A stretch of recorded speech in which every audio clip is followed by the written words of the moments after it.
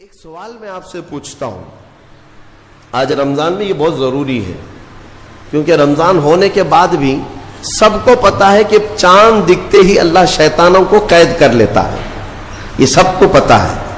حدیث پاک میں بھی سرکش جنات اور شیطان دونوں قید ہو جاتے ہیں، ان کو قید کر دیا جاتا ہے، جب تک چاند نہیں دکھے گا یہ نہیں آئیں گے۔ لیکن جو 11 مہینے ہم بلیم ڈالتے تھے شیطان پر کہ ہم سے برائیاں ہو گئی، گناہ ہو گئی، کیوں؟ ارے شیطان ایسا کرا دیا، شیطان ویسا کرا دیا۔ اب رمضان میں کون کرا رہا ہے؟ شیطان تو ہے نہیں، پھر فجر میں سوتا کیوں ہے؟ بغیر نماز پڑھے ٹانگ پھیلائے ویسی نماز قضا کر رہے، کون سا شیطان تمہیں سلایا؟ ابھی تو شیطان ہے نہیں۔ ابھی بھی بہت سارے لوگ چوری کا کھانا نہیں چھوڑتے، بہت سارے لوگ جھوٹ، دغا، غیبت یہ رمضان میں بھی نہیں چھوڑتے۔ تو یہ ان کو کون سا شیطان کروا رہا ہے؟ کون سا شیطان یہ برائیاں کرواتا ہے؟ اس کے جواب کے لیے ایک چیز سمجھنا ضروری ہے۔ یہ بات تو مشہور ہے کہ ساری برائیاں شیطان کرواتا ہے، ابلیس کرواتا ہے نا؟ لیکن آپ کو وہ واقعہ معلوم ہے جب آدم علیہ السلام کو اللہ تعالیٰ نے پیدا کیا اور سارے فرشتوں سے کہا کہ سجدہ کرو، کل ہی کی تفسیر میں نے عرض کیا، اس میں ابلیس بھی تھا۔ ابلیس بھی اس وقت بہکا ہوا نہیں تھا، گمراہ نہیں تھا، وہ اچھا تھا۔ ابلیس تو بہت عبادت کرنے والا تھا اللہ تعالیٰ کی، تو اس نے اللہ کے حکم کو ٹال کر آدم کو سجدہ نہیں کیا، غرور میں کھڑا رہا، نافرمانی کیا۔ تو اب میں یہ سوال کرتا ہوں کہ ہر ایک کو گمراہ کرنے والا شیطان ہے، تو شیطان کو کس نے گمراہ کیا تھا؟ اس کو کس نے روکا سجدہ مت کرنا آدم کو؟ کوئی ہے بہکانے والا؟ ارے وہ تو پہلا ابلیس ہے، اس سے پہلے تو کوئی ابلیس تھا ہی نہیں، اس سے پہلے تو کوئی شیطان تھا ہی نہیں۔ شیطان کو کس نے روکا کہ تو بڑا ہے، تو بلند ذات والا ہے، آدم مٹی سے بنا ہے؟ یہ خیال کس نے ڈالا؟ کون سا شیطان تھا اس سے پہلے؟ یہی بات سمجھنے کی ہے۔ محدثین نے مفسرین نے فرمایا ابلیس کو جس چیز نے سجدہ کرنے سے روکا وہ نفس امارہ ہے، وہ نفس ہے جو آج بھی تمہارے ساتھ ہے۔ ہاں شیطان تو قید ہو جاتا ہے رمضان کے شروع ہوتے ہی، لیکن نفس تو ساتھ میں رہتا ہے۔ اب پتا چلا کہ رمضان میں جو کچھ بھی غلطیاں یا کوتاہیاں یا گناہ کچھ لوگوں سے سرزد ہوتے ہیں تو یہ نفس کے پجاری ہیں، نفس ان کے ساتھ ہے، یہ نفس کی غلامی میں آ گئے اور نفس کے شکار ہو گئے۔ اسی لیے قرآن میں اللہ تعالیٰ نے اپنے رسول سے بھی یہ فرمایا اَرَأَيْتَ مَنِ اتَّخَذَ إِلَٰهَهُ هَوَاهُ أَفَأَنْتَ تَكُونُ عَلَيْهِ وَكِيلًا؟ اے رسول کیا آپ نہیں دیکھتے کچھ لوگ ایسے ہیں جنہوں نے اپنے نفسانی خواہشات کو اپنا خدا بنا لیا ہے، اپنی خواہشات کو اپنا خدا بنا لیا ہے۔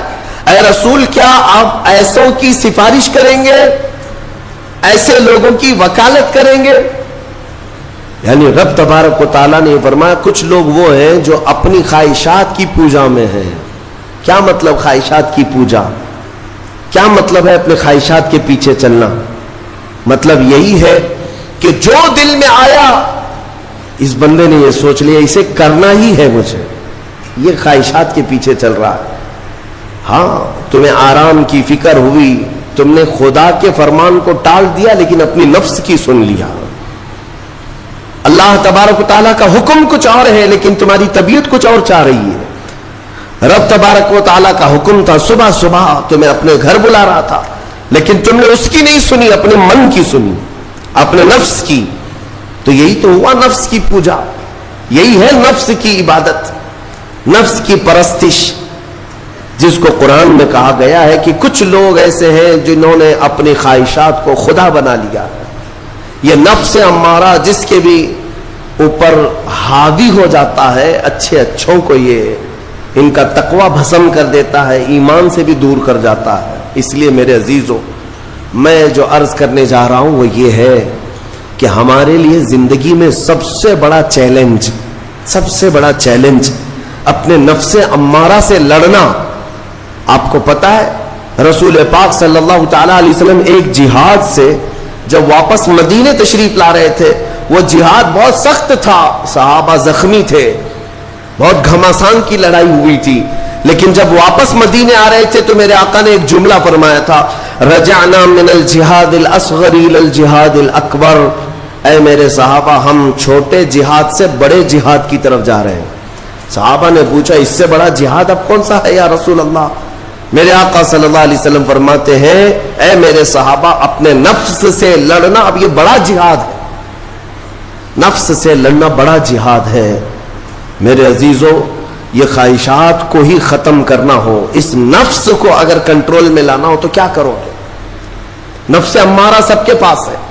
قرآن میں مولا فرماتا ہے, وما ابرئ نفسی ان النفس لامارۃ بالسوء الا ما رحم ربی. کوئی اپنے نفس سے بچ نہیں پائے گا سوائے وہ شخص جس پر میرا رب رحم فرمائے. اللہ کا رحم جس پر ہو گیا وہ اپنے نفس سے بچ جائے گا. میں آپ کو ایک دعا بتاتا ہوں. حضور پاک صلی اللہ علیہ وسلم اگر دعا کرتے تھے تو اس سے آپ کو اندازہ ہو جائے گا کہ یہ کتنی امپورٹنٹ چیز میں آپ کے سامنے کہہ جا رہا ہوں. کون سی؟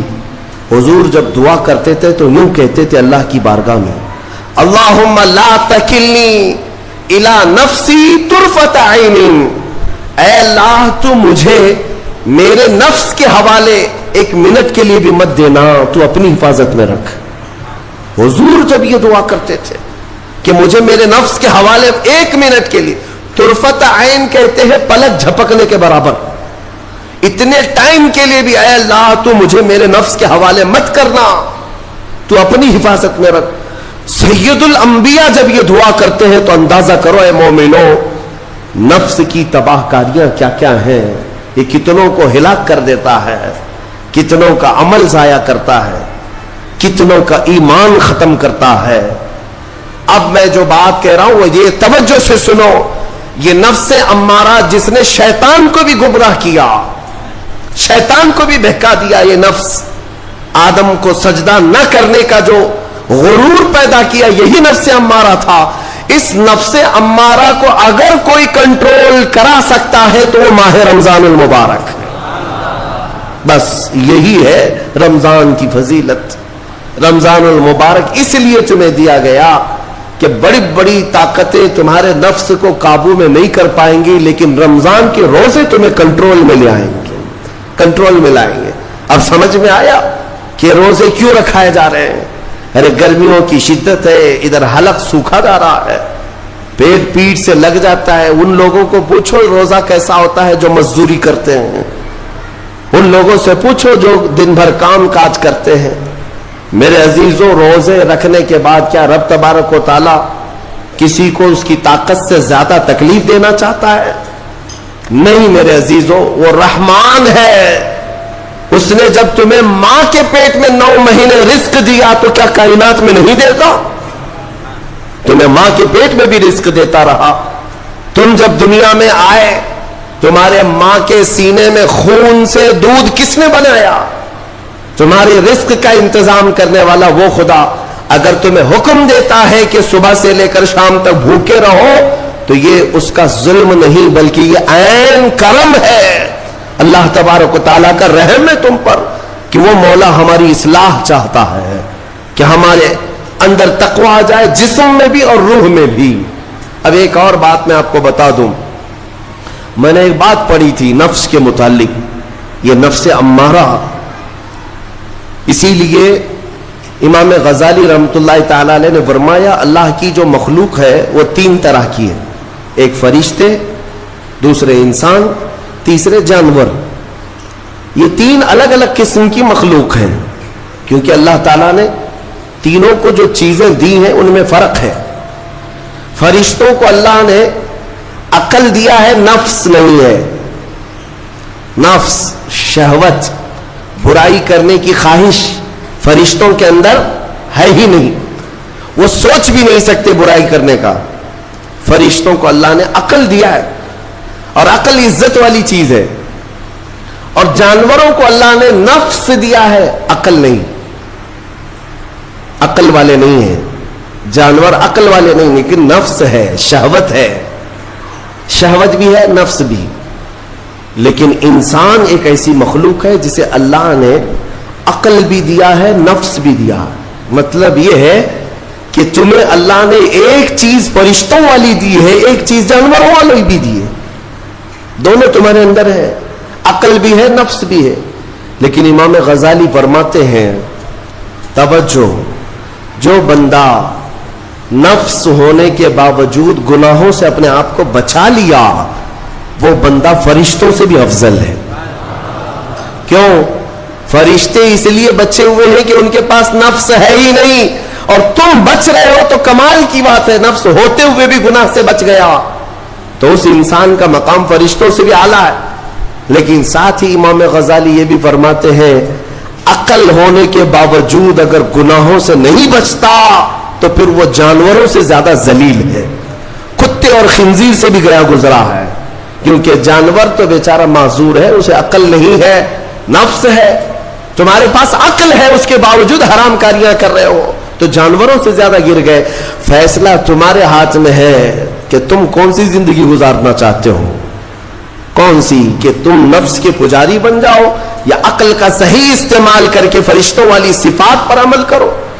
عزیزان گرامی وقار، نفس اور عقل یہ جو دو چیزیں ہیں ان کو میں آپ کے سامنے تھوڑا سا کھول کر کے عرض کرتا ہوں. عقل جو ہے عزت والی چیز ہے، جسے بھی دی گئی ہے وہ عزت والا ہے. کیوں عزت والی ہے یہ عقل؟ پوری دنیا میں عقل کا ہی تو کمال ہے. جس کے پاس عقل ہے وہ بادشاہ ہے، جس کے پاس عقل ہے وہ لوگوں کو ہانکتا ہے، پوری دنیا کو ادھر سے ادھر کر سکتا ہے. عقل. اور نفس جو ہے، نفس برائیوں کی طرف بلانے والا، عیاشی کی دعوت دینے والا، موج مستی کرانے والا اور اپنے آپ کو تباہ کروانے والا. اچھے بھلے نوجوان 25 سال کی کڑیل جوانی ہے، کون ہے جو انہیں نشے کے اڈے پر لے جاتا ہے؟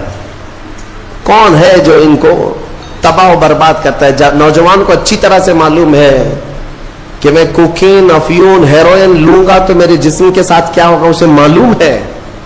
لیکن اس کے باوجود عیاشی کروانا یہ نفس کی عادت ہے.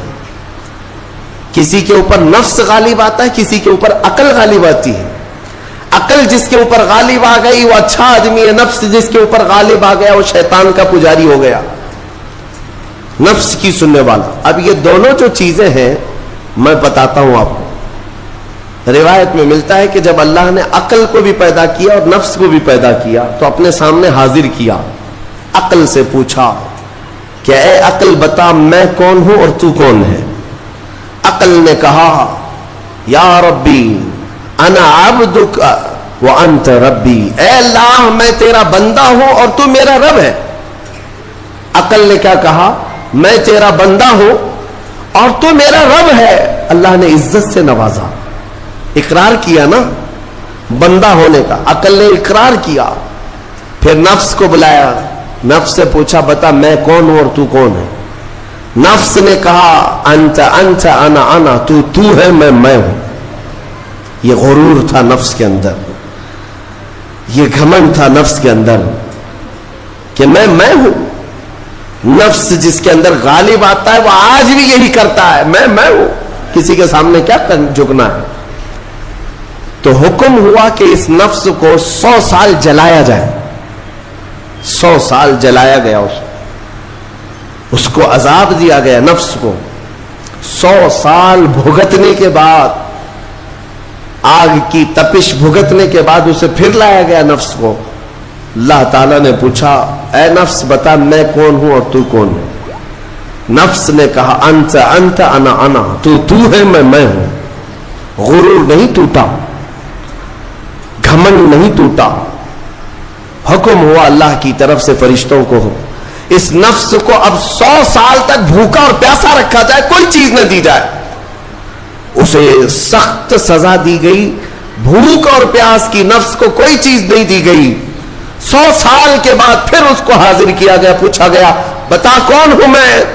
نفس نے کہا اے اللہ تو میرا خدا ہے، میں تیرا بندہ ہوں۔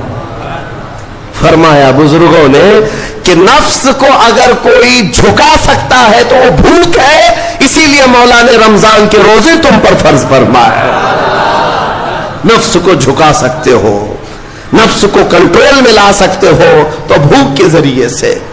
ہاں، یہ بھوک اور پیاس یوں ہی نہیں دی گئی ہے۔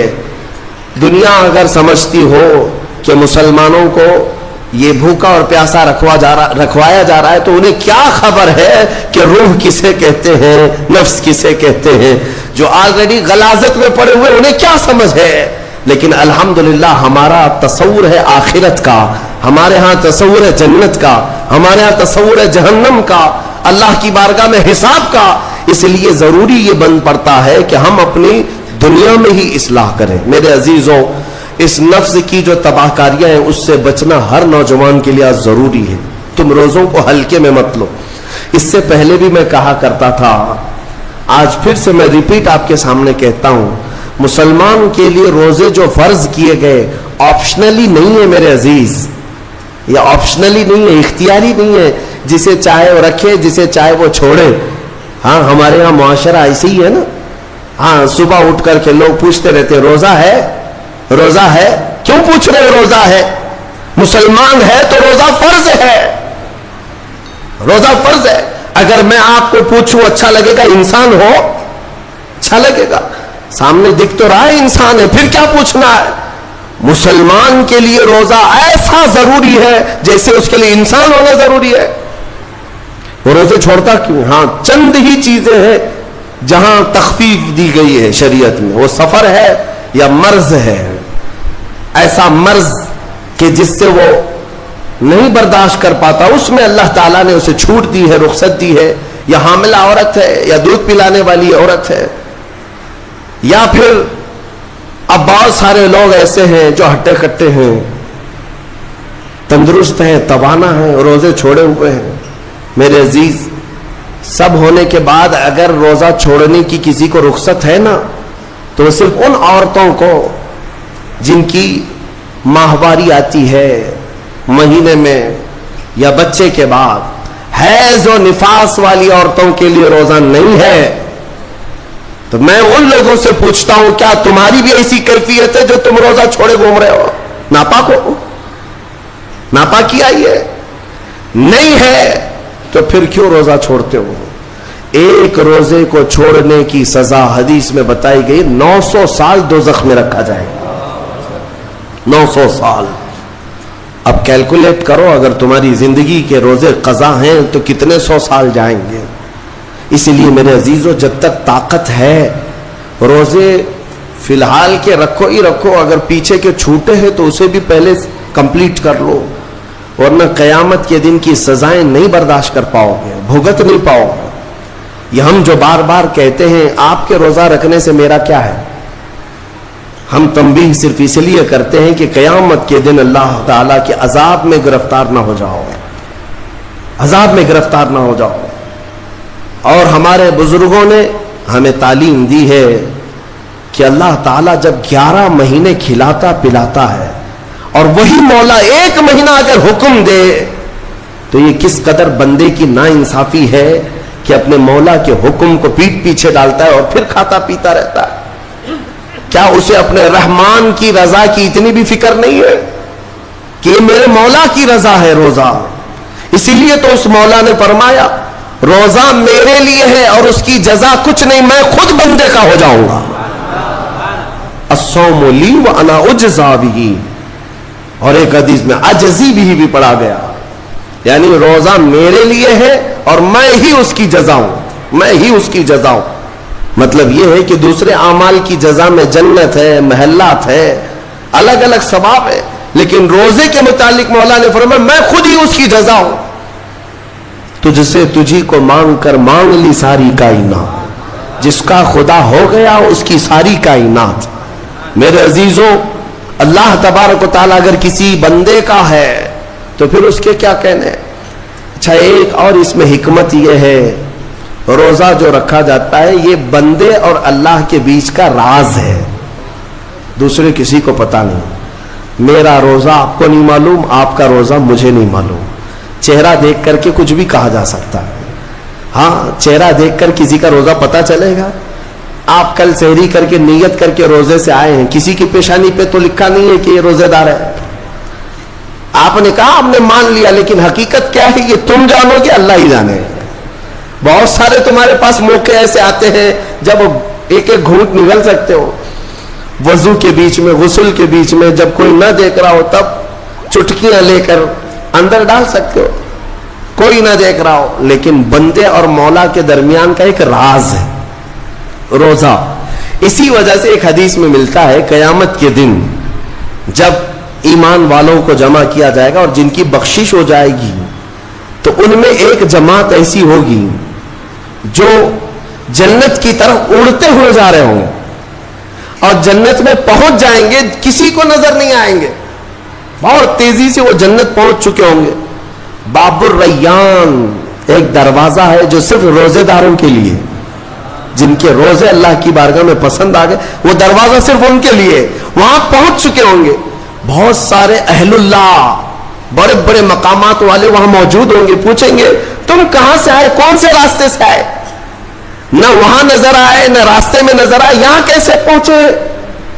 تو وہ کہیں گے کہ اللہ تبارک و تعالیٰ نے ہمیں روزوں کی وجہ سے یہ مقام دیا. رب تعالیٰ کی طرف سے ارشاد ہوتا ہے کہ ان بندوں نے دنیا میں جو روزہ رکھا تھا وہ سب سے چھپا ہوا تھا، کسی کو پتا نہیں تھا روزہ ہے یا نہیں. اس لیے جب میں نے ان کے روزے قبول کیے تو سب سے چھپا کر انہیں جنت کی طرف بھیج دیا. وہاں پر بھی یہ جزا دی گئی. میرے عزیزوں، فضیلتیں بہت ساری ہیں، سب کو پتا ہے، لیکن میں جو کہہ رہا ہوں وہ یہ ہے کہ اگر اپنے نفس کو کنٹرول میں لانا ہو تو یہ روزے شرط ہیں. ایک صحابی حضور کی بارگاہ میں آئے، جوان تھے، کہا کہ یا رسول اللہ صلی اللہ علیہ وسلم، جوان ہو چکا ہوں، شادی کی عمر ہے، لیکن شادی کرنے کی طاقت نہیں، مال نہیں، اسباب نہیں، کیا کروں؟ شادی نہ کریں تو گناہوں کی طرف چلے جائیں، خواہشات ہیں انسان کی. تو جانتے ہیں میرے آقا صلی اللہ تعالی علیہ وسلم نے کیا فرمایا کہ اگر استطاعت ہے تو شادی کر لے، ورنہ روزہ رکھ لے. شادی کے بدل ڈائریکٹ کون سی چیز؟ روزہ. فرمایا اس لیے کہ روزہ تمہاری شہوت کو ختم کرتا ہے، تمہارے اندر صبر قائم کرتا ہے. عزیزان گرامی، حدیث پاک کا یہ مفہوم میں آپ کے سامنے رکھ رہا ہوں. تربیت میں میرے آقا نے ان نوجوانوں سے کہا جن کی شہوت غالب ہے، جو گناہوں کی طرف زیادہ جا سکتے ہیں، ان کے لیے فرمایا گیا وہ روزہ رکھیں، کنٹرول میں رہیں گے. صرف رمضان کا ہی نہیں، سال میں اور بھی دنوں میں روزہ رکھو تاکہ تمہارا نفس قابو میں رہے، کنٹرول میں رہے.